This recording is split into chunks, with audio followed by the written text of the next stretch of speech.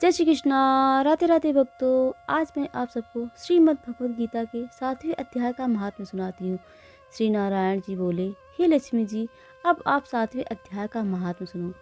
पाटिल नामक एक नगर में शंकुकर्ण नामक एक वैश्य रहता था। व्यापार करने के लिए वह यहाँ वहाँ जाता रहता था। एक बार जाते समय रास्ते में उसे एक सर्प ने डस लिया और वह मर गया। तब उसके साथी उसका दाह संस्कार कराकर आगे बढ़ गए। जब वापस नगर में आए तो उस वैश्य के पुत्र ने पूछा, मेरे पिताजी कहाँ हैं? उन व्यापारियों ने कहा, तुम्हारे पिता को सर्प ने डस लिया था और रास्ते में ही मर गए। यह सब सामान उनका है, इसे तुम ले लो। इस प्रकार 1 करोड़ रुपए देकर उन्हें उनकी गति कराने को कहा।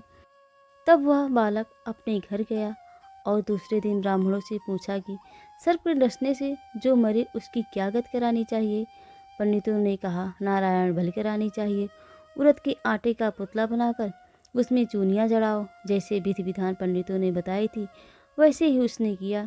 बड़ा यज्ञ किया, बहुत से ब्राह्मणों को भोजन कराया, श्राद्ध पिंडदान सब कराया और जो बाकी पैसे बचे चारों भाइयों ने आपस में बांट लिया। एक ने कहा, जिस सर्प ने मेरे पिता को काटा है मैं उसको जान से मार दूंगा। और उन व्यापारियों से कहा कि वह जगह मुझे बताओ जहाँ मेरे पिता की मृत्यु हुई है। व्यापारियों ने उसे वहाँ ले जाकर खड़ा कर दिया। वहाँ पर एक बिल थी जिसे वो कुदाल से खोदने लगा। तब वहाँ से एक सांप निकला। तब उस सांप ने पूछा, तुम कौन हो? मेरा घर क्यों खोद रहे हो? तब उस बालक ने कहा कि मैं शंकुकर्ण का पुत्र हूँ। जिस सर्प ने मेरे पिता को मार दिया है मैं उसको मारूंगा। तब उस सर्प ने कहा, हे पुत्र, मैं तेरा पिता हूँ। तू मुझे इस अधम देह से छुड़ा और मुझे मत मार। ये मेरे पूर्व जन्म का कर्म था, सो मैंने भोगा। तब पुत्र ने कहा, हे पिताजी, कोई यत्न बताओ जिससे आपका उद्धार हो। तब उस सर्प ने कहा, हे पुत्र, किसी गीता का पाठ करने वाले ब्राह्मण को घर में भोजन कराओ। उनकी सेवा, उनके आशीर्वाद से मेरा कल्याण होगा। तब उस बालक ने अपने घर आकर अपनी स्त्री को सारी बात बताई। तब उसकी स्त्री ने कहा, अवश्य कराओ, साधुओं को भोजन कराओ, संतों की सेवा करने से तो उद्धार होता है।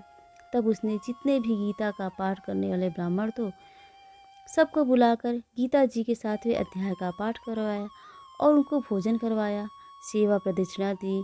फिर विनय की, हे महान पुरुषों, आप सब आशीर्वाद दो कि मेरे पिता शंकुकर्ण का उद्धार होए और वे अधम देह से छूटे।